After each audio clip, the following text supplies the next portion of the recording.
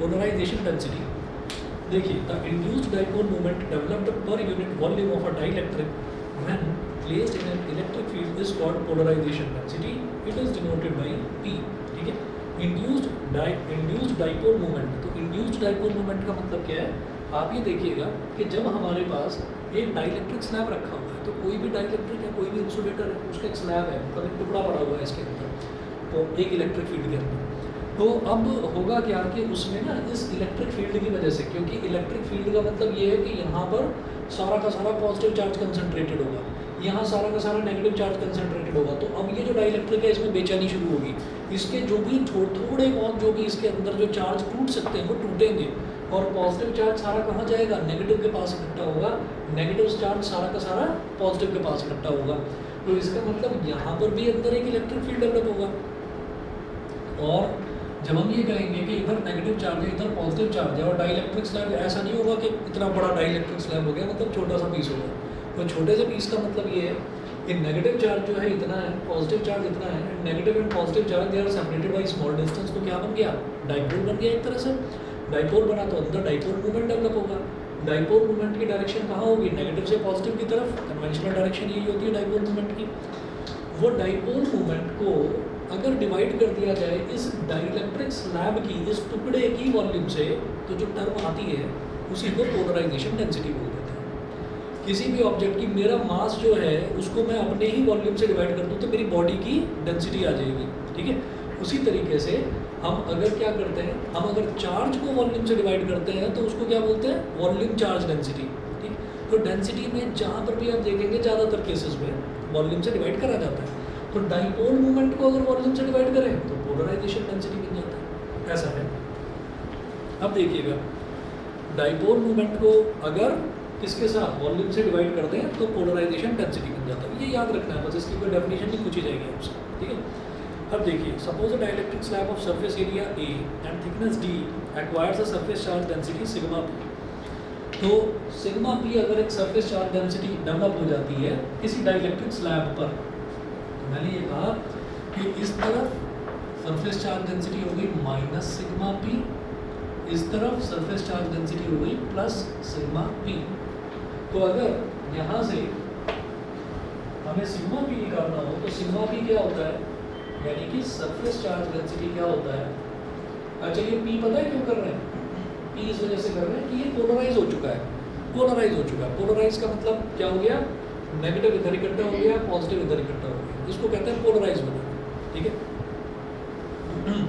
तो negative charge इधर आ गया, पॉजिटिव चार्ज इधर आ गया, कोई चीज़ ऐसी पड़ी हुई है आइडियल, कोई दिक्कत नहीं है उसमें, सारे पॉजिटिव और नेगेटिव चार्जेस सारे के सारे जो हैं वो उसके अंदर जैसे भी हैं वो मतलब एक साथ हैं या अलग अलग हैं या जो भी है कोलिजन हो रहा है, वो एक चीज़ हो गई। लेकिन क्या हो गया कि एक साथ सारे के सारे नेगेटिव चार्ज इस तरफ हो गए, सारे के सारे पॉजिटिव चार्ज एक तरफ हो गए, तो तब उसको हम कहते हैं कि अब ये पोलराइज हो गया। ठीक है, ठीक, तो हम इसको बोलते हैं कि ये पोलराइज हो गया क्योंकि इसके नेगेटिव चार्जेस सारे इधर इकट्ठे हो गए, पॉजिटिव चार्जेस सारे इधर इकट्ठे हो गए। अब सिग्मा भी क्या होगा, polarised surface charge density, this is called QP upon P। QP का मतलब क्या हो गया, ये जो भी चार्ज की वैल्यू आएगी पोलराइज होने के बाद। ठीक है, we can consider the whole dielectric slab as a large dipole having dipole moment equal to QPD।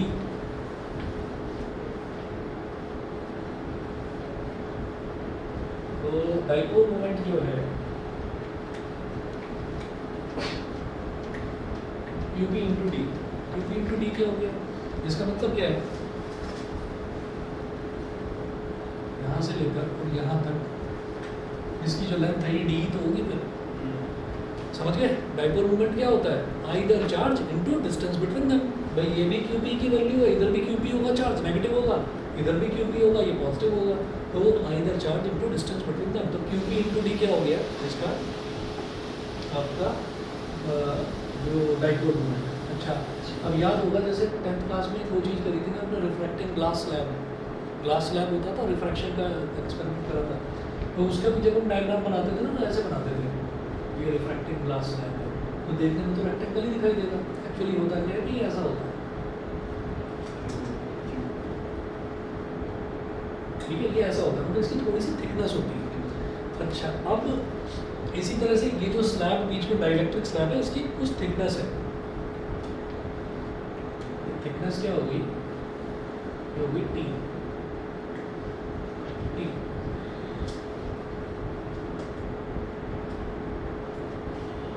ये डी है, ठीक है। अच्छा, अब आप ये देखिएगा, ये जो रिफ्रैक्टिंग ग्लास स्लैब है, इस रिफ्रैक्टिंग ग्लास स्लैब का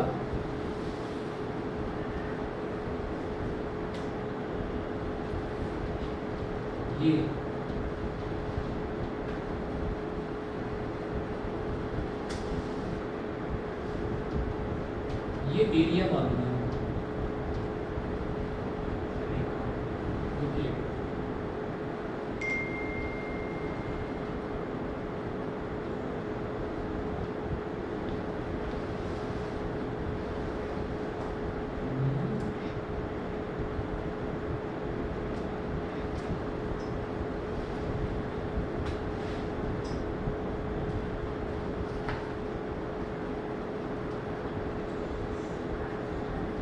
ये वाला एरिया है कैपिटल ए, ठीक है। ये वाला एरिया हमको मालूम है। अब आप ये देखिएगा कि ये वाला एरिया है, तो इसके अंदर इसकी ये जो है, ये क्या रहा होगा, ये टी, ठीक है। अब ये इसकी जो हाइट है, जो भी है, ये मुझे नहीं पता कितनी है, उसकी मेरे को जरूरत भी नहीं है, वो कुछ भी रहा हो, कि ये टी और ये मल्टीप्लाई हो गया होगा। तो एक तरह से क्या मान लीजिए कि जैसे ये ब्रेथ है और ये हाइट है, तो ब्रेथ इंटू हाइट करा तो इधर वाला ये एरिया आ गया, ये मिल गया। अच्छा, ये वाला एरिया आ गया। अब अगर इस एरिया में ये भी मल्टीप्लाई कर दूँ तो क्या आ जाएगा, वॉल्यूम आ जाएगा पूरे डाइलेक्ट्रिक स्लैब का। तो हम ये कहेंगे कि इसका जो वॉल्यूम है वो हो जाएगा A इंटू बी। तो अब क्या था पोलराइजेशन डेंसिटी? पोलराइजेशन डेंसिटी था dipole moment divided by volume, तो वो था पोलराइजेशन डेंसिटी, उसको बोलते हैं कैपिटल P। याद रहे, डाइपोल मोमेंट स्मॉल p और पोलराइजेशन डेंसिटी जो है वो कैपिटल P, ठीक। तो कैपिटल P क्या होगा? अच्छा, अगर आप बुक में देखेंगे ना तो वो ऐसे होता है, ऐसे बना हुआ होगा ये भी, ठीक है। अब इतना डिज़ाइन बनाने का टाइम नहीं होगा आपके पास, तो आपने ऐसे ही लिखेगा उसको, चलेगा। ज़्यादातर टीचर्स वगैरह स्कूल में बच्चे वगैरह सब ऐसे ही लिखते हैं इसको, ठीक। तो इसको ऐसे लिख दीजिएगा, P is equal to dipole moment upon volume, तो capital P is equal to QT D upon A into D से D कैंसिल आउट हो गया, तो P इज इक्वल टू आ गया QP into QP upon D, ये आ गया। QP अपॉन ए क्या है? Sigma P।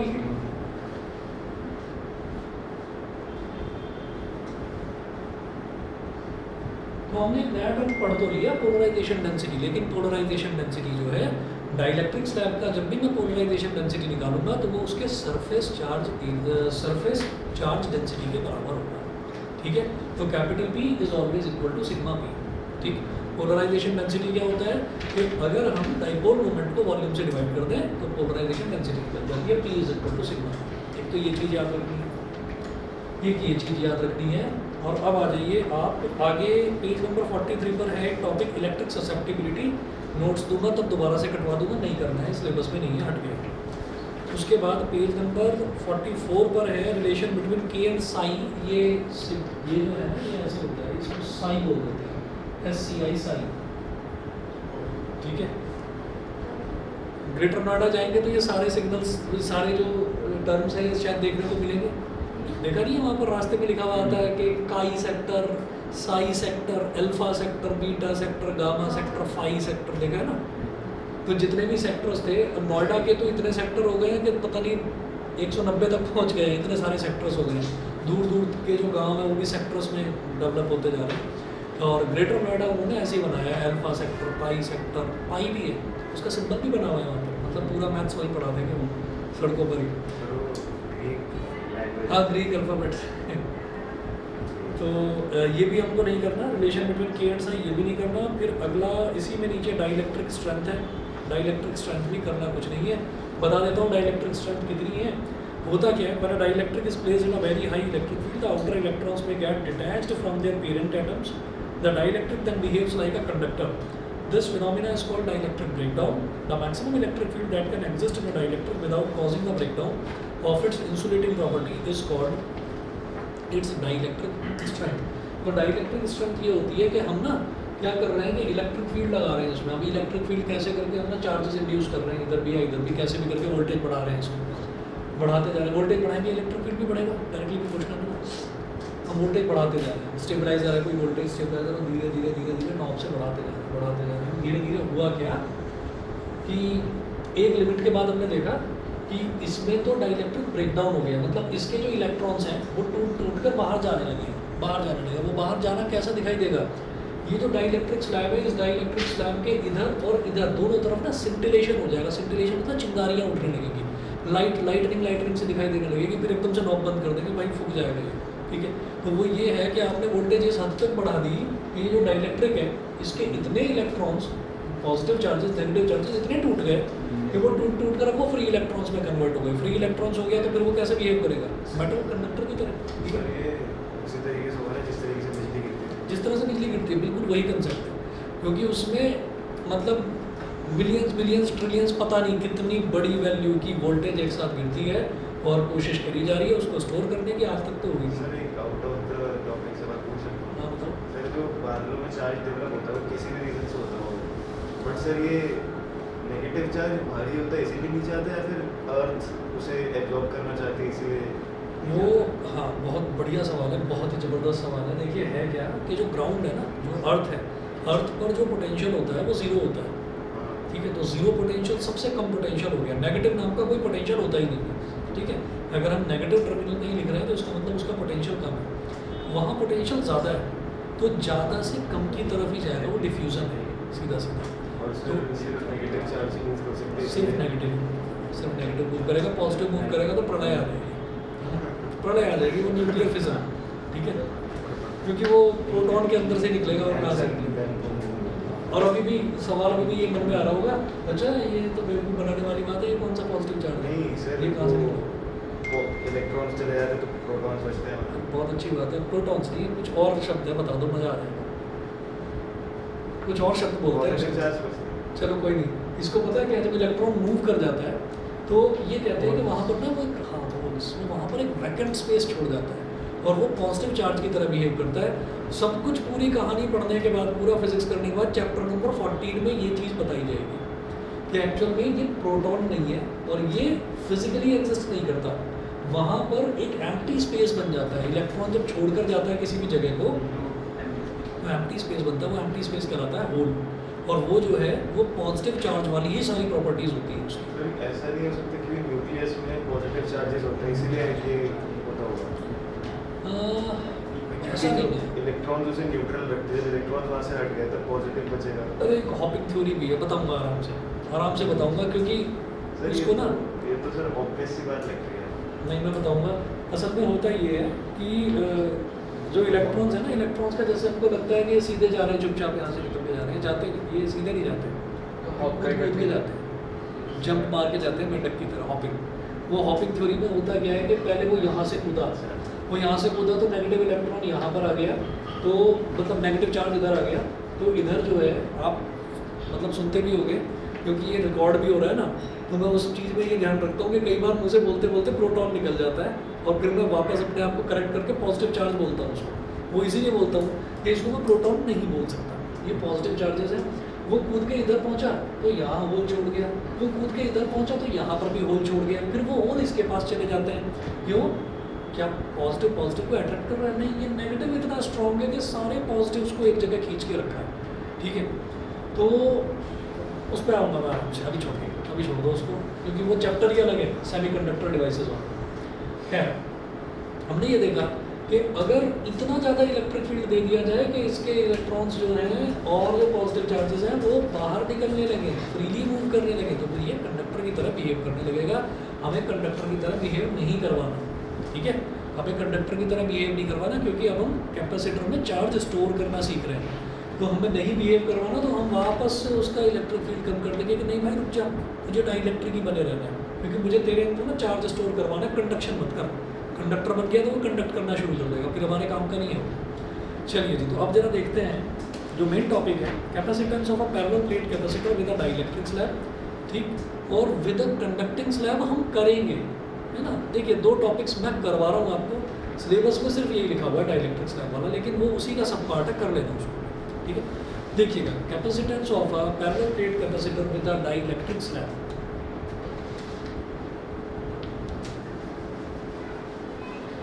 अच्छा, आज आप लोग स्कूल गए थे? Yes sir. सैटरडे को तो सबका ऑफ रहता है। एक ना कुछ बच्चे आपस में बातें करते रहते हैं, ठीक है, अपनी अलग ही थ्योरी बना लेते हैं। तो किसी की थ्योरी में बताना, एक थ्योरी ये है कि इस बार जो है मैथ्स का फिजिक्स का रिजल्ट अच्छा नहीं आया, पता है, और हर स्कूल की यही कहानी है। मैं पहले बड़ा मतलब डिप्रेस हो गया एकदम, पहले जैसे शुरुआत में आया 12th का रिजल्ट आया था, फिर दोपहर तक 10th का आया, बड़ा डिप्रेस हो गया। और मन ही मन ये सोच रहा था बैठकर, भाई हर इंसान से गलतियाँ भी होती हैं, वो अपनी गलतियों को सुधारता भी है। मैं सोच रहा था गलती कहाँ हो गई, क्या गड़बड़ क्या हो गई। और उसमें है क्या कि सुबह भी बुला रहे हैं बच्चों को, उनमें देख लिया भाई 4-5 बच्चे हैं, उन्होंने बिल्कुल गिव अप ही कर दिया लास्ट टाइम में, नहीं सर नहीं हो पा रहा है, ठीक है आ जा भाई तू बैठ बैठ, तो 2-3 घंटे यहीं बैठ, यहीं पढ़ मेरे सामने, देखता हूँ कैसे नहीं हो रहा। वो भी कर रहे हैं, मैथ्स में भी मेहनत चल रही है, फिजिक्स में भी मेहनत चल रही है। और जब पेपर आया था ना, तो पेपर में मैथ्स के पेपर में तो मुझे अपने आप ही समझ में आ गया था कि नहीं होगा ये। प्रॉब्लम ये है, ऐसा नहीं है कि पेपर नहीं होगा, प्रॉब्लम ये थी कि सिर्फ 2 क्वेश्चन ऐसे आ गए थे जो ना टाइम ले गए थे। आपने कई बार स्कूल में भी अपने जो इंटरनल एग्जाम्स दिए होंगे उसमें आपने ये चीज़ फेस करी होगी कि अगर हमारा किसी 1 या 2 क्वेश्चन में अगर ज़्यादा टाइम लग गया तो फिर हड़बड़ाहट ऐसी हो जाती है कि फिर बाकी क्वेश्चंस के लिए टाइम नहीं बचता, और फिर भागम भाग में कैलकुलेशन वाली चीज़ें हैं, इसमें फिजिक्स में भी हो गया, मैथ्स में भी हो गया, ऐसे नहीं होता है, ठीक है। अच्छा, फिजिक्स का पेपर जो है, फिजिक्स का पेपर कंपेरेटिवली टफ था, लेकिन ऐसा नहीं था कि बच्चे करके नहीं आए थे, बच्चे करके आए थे, लेकिन मार्किंग बड़ी स्ट्रिक्ट हुई है। और जो मैथ्स है, मैथ्स का तो पेपर ही गंदा था, वो 2 क्वेश्चंस थे, उन्होंने हिला दिया पूरा। अब थ्योरी एक डेवलप हो जाती है, बच्चे आपस में करने लगते हैं कि भाई इस साल टफ आया था, अगले साल ईजी आएगा, अच्छे आराम। तो ये थ्योरी दिमाग में मत बिठा लेना, क्योंकि इस बार जो है ना, इस बार आपने 12th के जैसे हर बार पेपर में भी फ़ोटो आती थी, कूद रहे हैं, हंस रहे हैं, इस बार रोते हुए की फ़ोटो देख ली होगी, मतलब अगर आप ऑनलाइन भी चेक करेंगे तो इस बार परेशान है बच्चे। 10th वाले तो कुछ ज़्यादा ही खुश हैं, 10th का बड़ा ज़बरदस्त रिजल्ट आया, तो 12th में रिजल्ट अच्छा नहीं आया। मैं खुद आपको बता रहा हूँ, हमारे यहाँ मैथ्स में बस एक लड़की है, उसके 94 नंबर आए हैं। 94 के बाद कोई 93 तो होता, कोई 92 तो होता, उसके बाद सीधा 85 ही है, सीधा 85 के बाद सीधा 82, और फिर 70s में लाइन लगी पड़ी है, ठीक है। 60s में भी लाइन है, कुछ तो 50s में भी अटके हैं, बताने में भी शर्म आती है। उन्होंने बताया सर मैंने तो पूछा एक नंबर, बस ये। 2 दिन बाद मैं भी नॉर्मल हुआ, क्योंकि जब मुझे पता चला, मैंने कहा सब जगह ही ऐसा हो रहा है। और मैथ्स का चलो उम्मीद थी, फिजिक्स में वो लड़की जिसके 10th क्लास में मैथ्स में 100 में से 100 नंबर आए हैं, साइंस में 100 में से 99 है, ठीक है, उसके आ रहे हैं 85 नंबर फिजिक्स में। और वो खुद कह रही है, बात ही नहीं कर रही फ़ोन पर, उसकी मम्मी से बात नहीं कर रही, तो बात ही नहीं कर रही, बहुत परेशान है। फिर धीरे धीरे उसको पता चला कि उसके स्कूल में भी हाईएस्ट 91 ही गए। अब उसको ये प्रॉब्लम हो गई, ये मेरे होने चाहिए तो ये भी दिक्कत होती है फिर। तो 85 आए हैं, फिर एक बच्चे के 83 आए हैं, तो मतलब थोड़ा सा डिमोटिवेट होते हैं। पूरे साल आपने मेहनत करी है, हर बच्चे ने करी है। मैथ्स में बच्चा पहले से ही पेपर दे के ही तैयार था, लेकिन फिजिक्स में मार्किंग टफ हुई है, फिजिक्स में मार्किंग टफ हुई है। और मैं तो हर जगह का देख रहा हूँ, मुझे यही समझ में आ रहा है कि थोड़ा वैसा हुआ है। तो मुझे जो लगता है वो ऐसा लगता है कि ये मत सोचना कि पेपर आसान आएगा। ऐसा भी होता है कि धीरे धीरे ना शायद CBSE कुछ ट्रेंड सेट कर रहा हो, शायद वो कुछ ट्रेंड सेट कर रहा हो। ट्रेंड सेट करने का मतलब ये है कि वो नहीं होगा कि 100 में से 100, 100 में से 99, 98 लाइन लगी पड़ी है, ठीक है। क्योंकि इस प्रॉब्लम को देखते हुए CUET इंट्रोड्यूस हुआ है कि अब परसेंटेज डिपेंडेंसी खत्म हो जाएगी, ठीक है। तो CUET इसलिए इंट्रोड्यूस हुआ है कि भाई अब सबके ही इतने नंबर आ रहे हैं। और फिर बोर्ड्स वाले आपस में लड़ते थे, केरला बोर्ड वाले कहते थे यार हमारी तो स्ट्रिक्ट चेकिंग हो रही है, तो केरला के बच्चों को इधर एडमिशन नहीं मिलता था DU में। CBSE वाले सारे भर जाते थे DU में। UP बोर्ड वाले अलग परेशान, UP बोर्ड का बड़ा स्ट्रिक्ट है हिसाब किताब, ठीक है, तो वो अलग परेशान। तो अब ये है कि सबको DU में और आपका BHU में, AMU में, सबको बड़ी बड़ी यूनिवर्सिटीज़ में एडमिशन चाहिए। तो मुझे ऐसा लग रहा है कि शायद CBSE अब कुछ ट्रेंड सेट कर रहा हो कि नहीं, थोड़ा सा फिगर्स में करेक्शन हो जाए कि अगर बच्चे के 80 से ऊपर नंबर आ रहे हैं तो हाँ भाई मेहनत करके आए हैं। ऐसे ही नहीं है कि मतलब 80 वाला तो अपने आप को कुछ मानता ही नहीं है, कुछ नहीं। किसी ने सुन लिया अच्छा 83 है, अच्छा ठीक है, 90 से ऊपर नंबर है तब हाँ भाई अब तो बच्चे ने मेहनत करी। तो इस वजह से आप लोग ना ये मत सोचना कि मतलब हमारी बारी में अब आसान आने वाला है, बहुत रो लिए बच्चे, अब हमको थोड़ा मुस्कुराने का मौका मिलेगा, तो ये मत सोचना। ऐसा हो सकता है कि ऐसा ही है, क्योंकि मैं अब जो है हर तरीके से और ज़्यादा मेहनत करने के मूड में हूँ, क्योंकि मज़ा तब आएगा जब सबके 80s में आए और अपने 90s में आए, मज़ा तब आए, ठीक है। तो वो करना है। चलिए जी, अब जरा देखते हैं capacitance.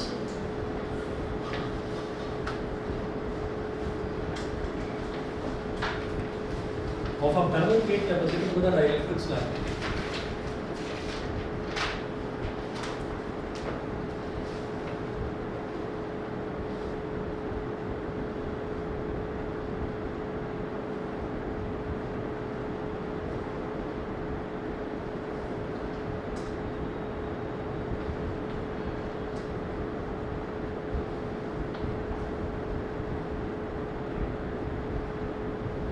with a dielectric slab. तो एक पैरेलल प्लेट कैपेसिटर का जो कैपेसिटेंस होता है वो होता है epsilon naught A upon D. इसका बहुत छोटा सा एक डेरिवेशन था, वो हमने करा था।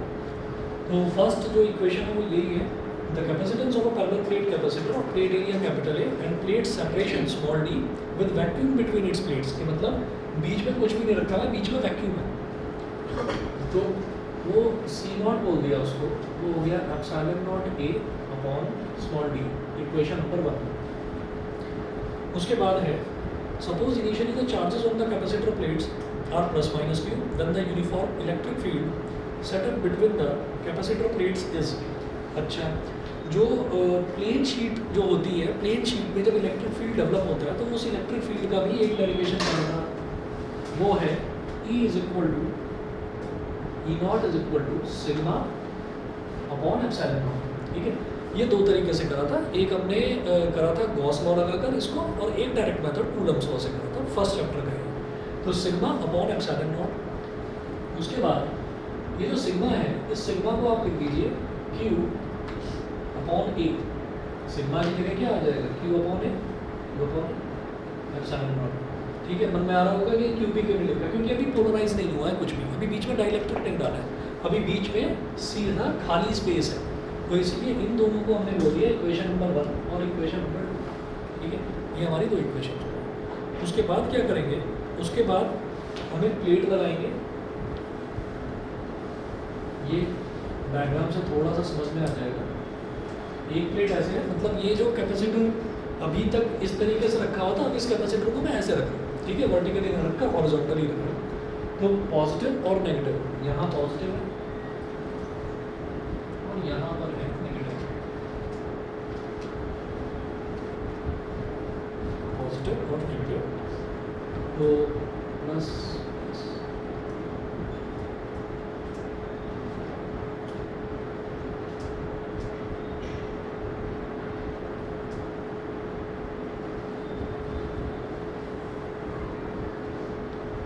अब हमने इसके अंदर एक डाइलेक्ट्रिक स्लैब इंट्रोड्यूस करा। हाँ जी, अगेन कर किस वजह से रहे हैं, कर किस वजह से रहे हैं, अच्छा खासा कैपेसिटर कर तो रहे चार्ज को स्टोर, क्या फालतू के स्टंटबाजी, वो इस वजह से करा जा रहा है कि हम चाहते हैं कि जो सेम बैटरी है वो ज़्यादा चार्ज स्टोर करे, है ना, ज़्यादा बढ़िया बैकअप दे। ठीक है, तो क्या हो गया कि ये पॉजिटिव है, ये नेगेटिव है, तो दो प्लेट्स हो गई। अब हमने क्या करा कि फिर वही काम कि डाइलेक्ट्रिक है, तो डाइलेक्ट्रिक के अंदर अब चार्जेस टूटने शुरू हो गए, तो नेगेटिव टूट कर इधर आएगा, पॉजिटिव टूट कर इधर आएगा।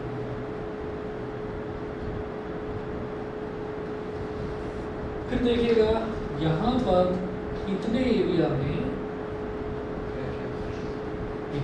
में जो इलेक्ट्रिक फील्ड है वो ये है, ओरिजिनल वाला जो आउटर वाला इलेक्ट्रिक फील्ड है, इतने एरिया में भी वही इलेक्ट्रिक फील्ड एग्जिस्ट करेगा। लेकिन डाइलेक्ट्रिक स्लैब के अंदर जो है वो इलेक्ट्रिक फील्ड क्या होगा, रिड्यूस हो जाएगा। कैसे, वो ई नॉट माइनस ई पी अंदर रिड्यूस होगा। ठीक है, तो हम यहाँ पर लिखेंगे कि यहाँ पर अंदर एक पोलराइज्ड इलेक्ट्रिक फील्ड डेवलप हो गया ई पी, तो इसके अंदर नेट इलेक्ट्रिक फील्ड कितना होगा, E naught minus E P, E naught minus E P. अब ये जो दोनों प्लेट्स हैं ना, ये वाली प्लेट और ये वाली प्लेट, ठीक, तो हमने जो लिया था, ये जो गैप लिया था वो लिया था प्लेट सेपरेशन, प्लेट के बीच का गैप लिया था डी, जो ओरिजिनल डेरिवेशन था। ठीक है, जिसमें बीच में ये डाइलेक्ट्रिक स्लैब इंट्रोड्यूस नहीं था। तो यहाँ से लेकर और यहाँ तक का ये जो प्लेट सेपरेशन है दैट इज डी। अब जो हमने डाइलेक्ट्रिक स्लैब इंट्रोड्यूस करा है उसकी जो विड्थ है वो है स्मॉल टी, ठीक है, उसकी जो विड्थ है वो स्मॉल टी है। समझ रहे, जैसे यहाँ पर इसकी विड्थ स्मॉल डी थी, नहीं, अब क्या है इसमें यहाँ से यहाँ तक वाली विड्थ डी है और ये वाली जो विड्थ है डाइलेक्ट्रिक स्लैब की that is small T. Clear है, समझ गए, ठीक। अब देखिएगा when a dielectric slab of thickness T less than small d is placed between the plates, the field E naught polarizes the dielectric. This induces charges minus QB on the, चलिए छोड़िए इसको, ये सारा थियोरेटिकली वही चीज़ समझा रखी है। अब मैं इस तरफ आ रहा हूँ, ये बेटा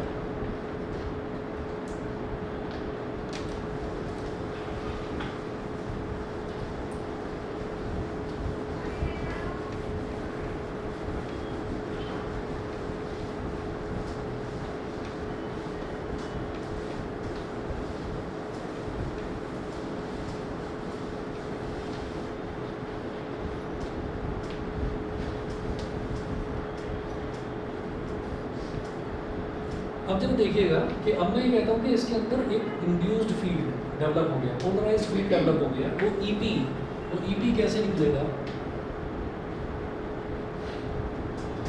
ईपी कैसे निकलेगा, sigma B upon epsilon naught,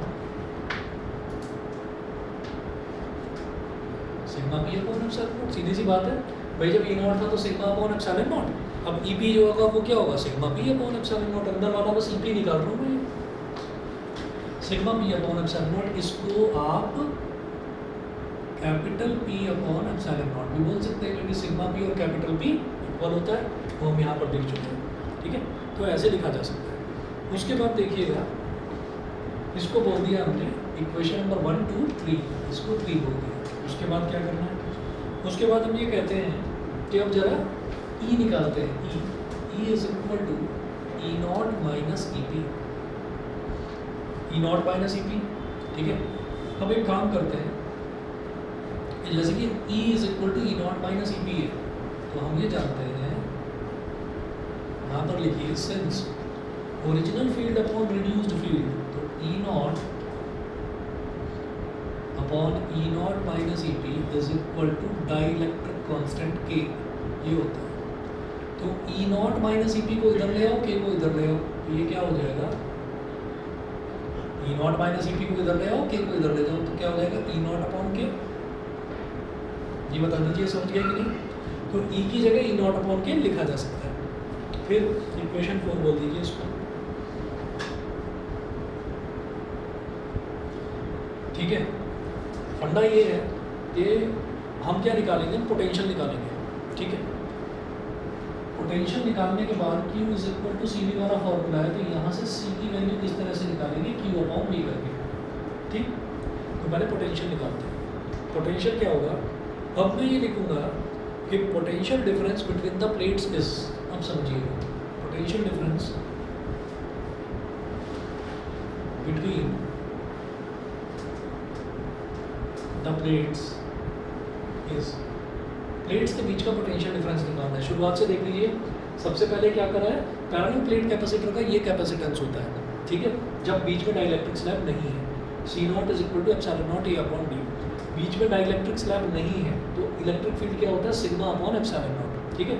sigma को क्यू अपॉन ए लिख सकते हैं, तो Q upon A epsilon not ये होगा। उसके बाद क्या हुआ, अब डाइलेक्ट्रिक स्लैब इंट्रोड्यूस कर दिया, इंट्रोड्यूस करने के बाद पोलराइज्ड फील्ड जो अंदर ईपी है, वो ईपी क्या हो जाएगा, जब E naught sigma upon epsilon naught था तो E P sigma P upon epsilon naught, sigma P polarization density के इक्वल होता है, तो capital P upon epsilon naught लिख दिया। उसके बाद हमने ये भी देखा कि E naught upon E naught minus P, यानी कि original field upon reduced field is equal to K होता है, तो यहाँ से E naught minus E P क्या हो जाएगा, ई नॉट अपॉन के, तो E is equal to E naught upon K होगा। अब ये करने के बाद potential difference between the plates कैसे निकालेंगे, V is equal to E naught into D minus T. Electric field में अगर सेपरेशन, बीच का जो डिस्टेंस है, अगर इलेक्ट्रिक फील्ड में डिस्टेंस मल्टीप्लाई करते हैं तो पोटेंशियल आ जाता है। इलेक्ट्रिक फील्ड में अगर डिस्टेंस मल्टीप्लाई कर देते हैं, बीच का जो डिस्टेंस है, प्लेट्स के बीच का जो डिस्टेंस है, वो पोटेंशियल आ जाता है।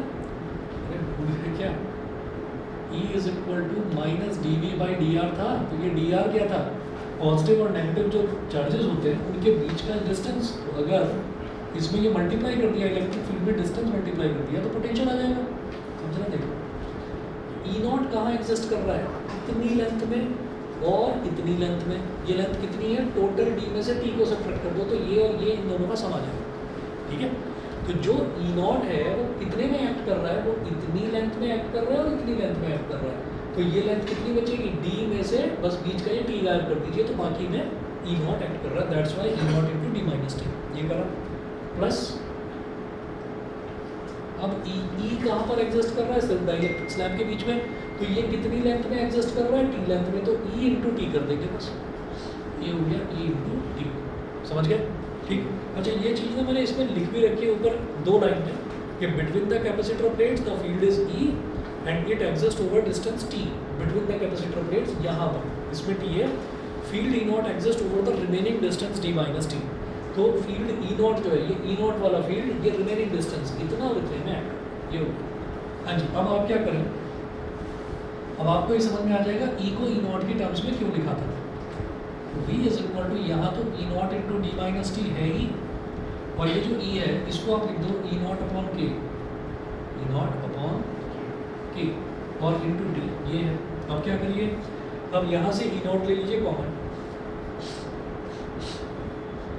ई नॉट ले लिया कॉमन, ब्रैकेट में हमारे पास क्या बचा, डी माइनस टी,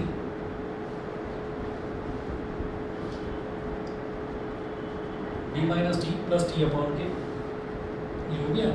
अच्छा, ई नॉट जो है वो यहाँ से लिख दीजिए, अब उसकी value Q upon epsilon naught,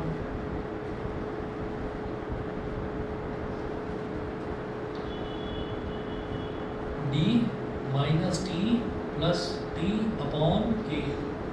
ठीक है, समझ रहे होंगे ऐसा क्यों करा है, ई नॉट की जगह क्यू क्यों ले आए, क्यू आ गया, वी आ गया, क्यू अपॉन वी आ जाएगा तो कैपेसिटर आ जाएगा, कैपेसिटेंस। ठीक है, तो क्या करिएगा,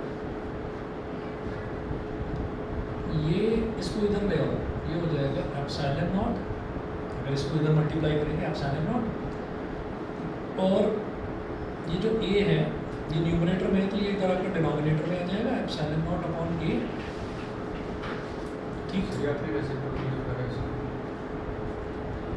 क्योंकि चलो रुको बताता हूँ, छोड़ो फालतू में कॉम्प्लेक्स हो जाएगा, यहाँ तक तो क्लियर है। क्या करो, जो क्यू है ना, क्यू को इधर ले आओ, बस सिर्फ क्यू को इधर ले आओ, वी अपॉन क्यू हो जाएगा, वी अपॉन क्यू, तो ये क्या हो जाएगा, A into D minus T plus T upon K और अपॉन में एप्सिलॉन नॉट। समझ गए? मुझे सी निकालना है, मुझे क्यू अपॉन वी निकालना है, कर दो आप रेसिप्रोकल करेंगे सी आ जाएगा। हाँ सर, एक्चुअली मैं शायद कोई समझ रहे हैं कि ए नॉट को एप्सिलॉन नॉट में शायद कंफ्यूज हो गया है। ए एप्सिलॉन नॉट लिख दिया क्या? अरे हाँ, सॉरी मैंने गलत लिखा, मैंने गलत लिखा, Q upon A epsilon, Q upon A epsilon not, मैं क्यू इधर ले आया तो ये ए नीचे आया। ठीक है, अब रेसिप्रोकल कर दीजिए, तो C is equal to Q upon B, Q upon B करेंगे, रेसिप्रोकल होगा एप्सिलॉन नॉट ए ये ऊपर और डिनोमिनेटर में D minus T plus T upon K, D minus T plus T upon K. Original जो कैपेसिटेंस था उसमें क्या आ रहा था, एप्सिलॉन नॉट ए, न्यूमरेटर तो इसमें भी और इसमें भी सेम आ रहा है। ठीक है, जब हमने डाइलेक्ट्रिक स्लैब इंट्रोड्यूस करा तो अब इसमें, अब इसका कैपेसिटेंस कितना आ गया, एप्सिलॉन नॉट ए, न्यूमरेटर तो सेम, डिनोमिनेटर जो है डी में से टी तो सब्ट्रैक्ट हो रहा है, डी में से टी सब्ट्रैक्ट हो रहा है और फिर टी अपॉन के उसमें ऐड हो रहा है। ठीक है, अच्छा अब ये जो के है, ये के कितना है, original field upon reduced field. ठीक है, ये सिर्फ आपको समझाने के लिए बता रहा हूँ, बाकी तो आपको सीधा एक लाइन लिखनी है। जरा देखिए, original field minus reduced field, polarised field, तो ओरिजिनल में से जब पोलराइज और रिड्यूस करेंगे तो ये छोटी टर्म आ जाएगी, एक छोटी टर्म आ जाएगी, ई नॉट की वैल्यू मान लीजिए, चलिए मान लो कि ई नॉट की वैल्यू 5 थी, तो ई नॉट में से जब कुछ सब्ट्रैक्ट हो रहा है, सब्ट्रैक्ट होकर मान लीजिए कि 2 आ गया, मान लीजिए 2 आ गया, तो जब 2 आ गया तो ये वैल्यू कितनी आ गई, 2.5 बन गई, 2.5 बन गई वैल्यू। अब आप ये देखिएगा कि अगर हम ये कहें कि ये k है तो ये वैल्यू 2.5 आ गई। अब ये 2.5 आ गई तो ये जो 2.5 वैल्यू है, अब t इससे डिवाइड हो रहा है, मतलब t को ये वैल्यू डिवाइड कर दीजिए। तो अब आप ये देखिएगा कि जैसे मान लो t है, अब t की भी कुछ वैल्यू ले लो, मान लो 2 है, ठीक है, सेंटीमीटर ठीक है। अच्छा, और इधर ये माइनस टी की वैल्यू कितनी हो गई, -2, और इस 2 की वैल्यू, क्योंकि इस t को अब 2.5 से हम डिवाइड कर रहे हैं, 2.5 से डिवाइड कर रहे हैं, ऊपर 20 आ गया। तो 20 आने पर हुआ क्या कि ये हमारे पास वैल्यू कितनी आ गई, 4 और 5, 0.8। ठीक, तो हम ये देख रहे हैं कि d में से अगर 2 सब्ट्रैक्ट हो रहा है और फिर उसमें 0.8 ऐड हो रहा है, तो ये जो वैल्यू है डिनोमिनेटर की, ये डिनोमिनेटर की वैल्यू क्या हो रही है, छोटी हो रही है।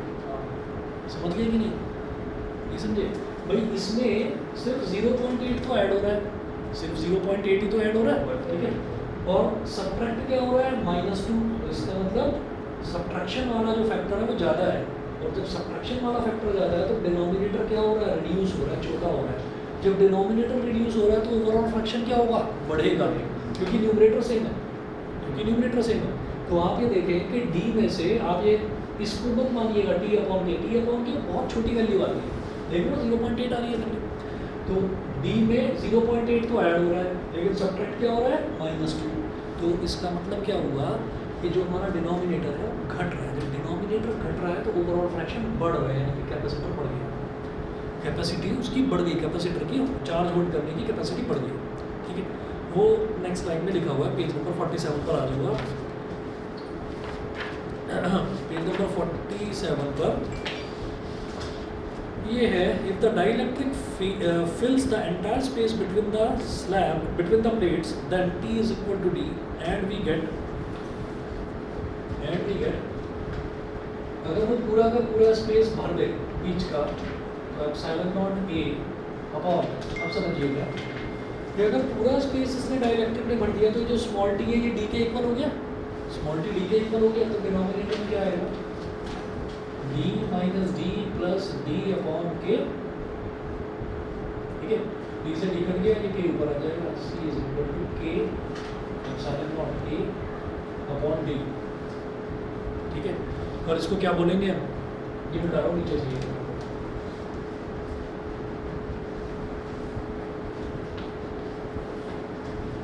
c is equal to k into epsilon naught a upon d, ये क्या है, c नॉट।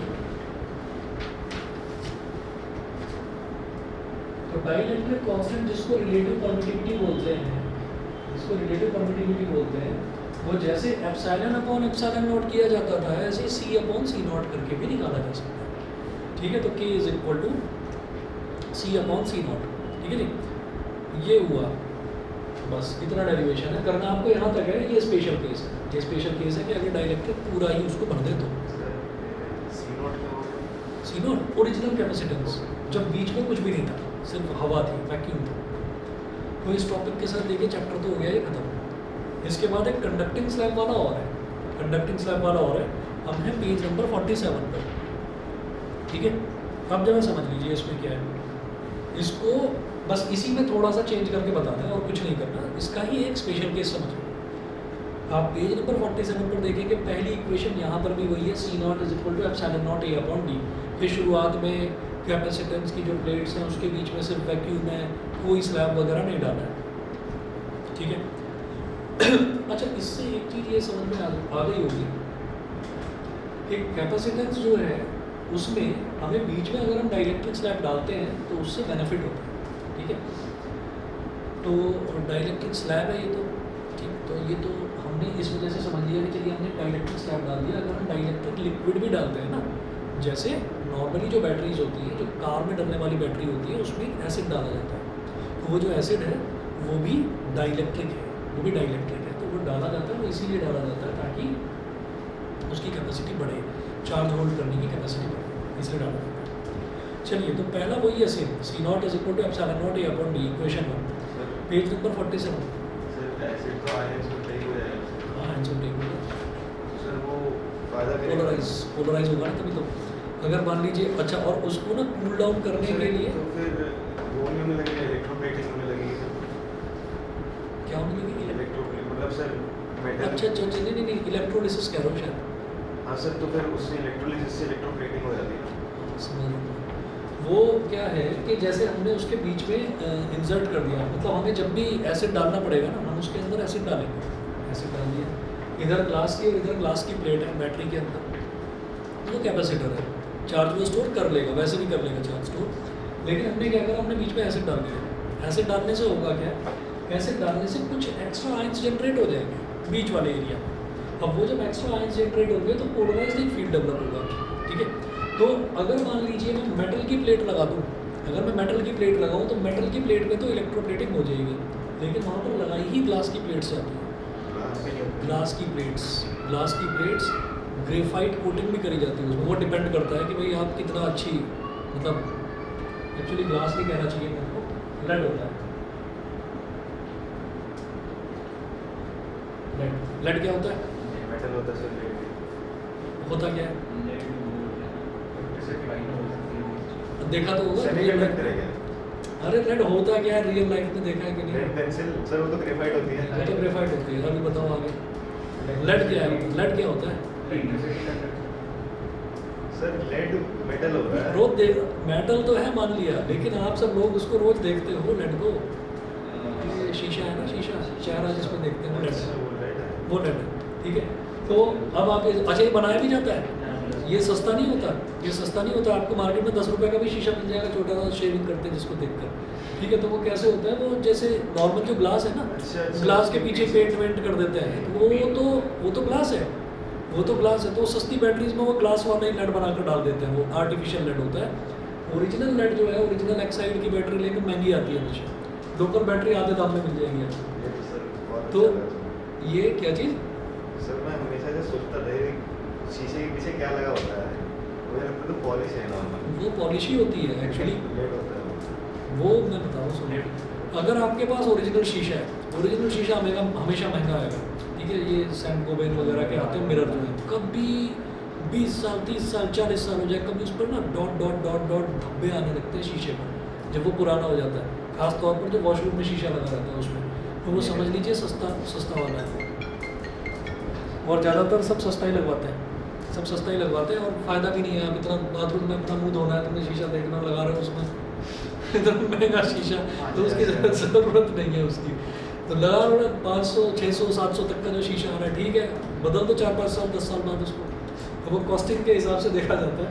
लेकिन जहाँ बैटरी की बात आ जाएगी वहाँ ओरिजिनल लेड लगाया जाएगा। तो लेड ये है कि लेड आपका गंदा हो जाए, कुछ भी हो जाए, धो दो उसको, देखो साफ चेहरा दिखेगा। और जनरली क्या होता है, जो ग्लास होता है, ग्लास के पीछे एक सिल्वर की कोटिंग करी जाती है, ठीक है, और उसके पीछे रेडिश ब्राउन पेंट कर देते हैं, तो वो मिरर बन जाता है कि हाँ चलो ये मिरर है।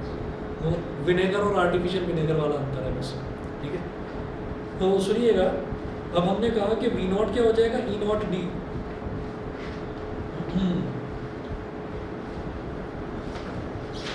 ई नॉट डी, पेज नंबर 48 पर आ जाइए। यहाँ पर बस एक अंतर है, ठीक है, और वो आप अपने आप कर लेंगे, मामूली सा अंतर है। वो क्या, ये जो अंदर है ना EP 0 हो जाएगा। इसकी वजह से, एक्चुअली इसकी वजह से जब पोटेंशियल हम निकालेंगे तो वो 0 हो जाएगा। क्यों? क्योंकि अब मैं क्या कर रहा हूँ, कंडक्टिंग स्लैब मैंने डाला है, कंडक्टर के अंदर इलेक्ट्रिक फील्ड और पोटेंशियल खत्म, 0, ठीक है। तो जब वो 0 हो जाएगा, तो 0 होने की वजह से क्या है कि हमारा इसका जो कॉन्ट्रीब्यूशन है वो खत्म हो जाएगा। देखिए यहाँ पर V जो लिखा है, जैसे यहाँ पर मैंने लिया था ना E not into D minus T और प्लस ET, तो कंडक्टिंग स्लैब के अंदर बस इतना अंतर आता है कि E not into D minus T लिया जाता है, ठीक है। E इंटू टी क्यों नहीं लेते, क्योंकि E जो है इलेक्ट्रिक फील्ड 0 हो जाएगा एक कंडक्टर के अंदर, ठीक है। तो क्वेश्चन जो है ना, कभी कभी ये पूछ लिया जाता है कि जब हम एक कंडक्टिंग स्लैब इंट्रोड्यूस करते हैं और जब हम एक डाइलेक्ट्रिक स्लैब इंट्रोड्यूस करते हैं तो फ़र्क क्या पड़ता है कैपेसिटेंस में, ठीक। तो सेम डेरिवेशन है पेज नंबर 48 पर, बस इतना ही करते हैं, बस इतना कर लेना और कुछ नहीं है, चैप्टर आपका ओवर है और कुछ नहीं करना इसमें, ठीक है। बाकी हार्ड कॉपी मैं आपको इसकी दे दूंगा। इसके बाद के जो हैं, इसके बाद 2 क्वेश्चंस भी हैं, आसान से हैं, कहेंगे नेक्स्ट क्लास में करवा दूंगा। बाकी आगे का corona discharge, hollow action of a sphere, वो सब कुछ मतलब नहीं करना, काट देना, नहीं है सब कुछ, ठीक है। तो मैं अगली क्लास में आपको इसकी हार्ड कॉपी भी दे दूंगा और करंट इलेक्ट्रिसिटी अगली क्लास में स्टार्ट करा देंगे। छोटे छोटे से 2 न्यूमेरिकल्स हैं अगली क्लास में, ठीक है। अच्छा, करंट इलेक्ट्रिसिटी हुआ क्या अभी स्टार्ट स्कूल में, 3rd ओके, कहाँ तक पहुँचे हो गए, खत्म हो गया। सर आखिरी में ऑनलाइन क्लासेस में उन्होंने न्यूमेरिकल्स करा दी शायद, न्यूमेरिकल्स ही करवा रहे थे और फिर कहते कि खत्म हो गया। नहीं वो किरचॉफ्स लॉ वगैरह सब करा दिया।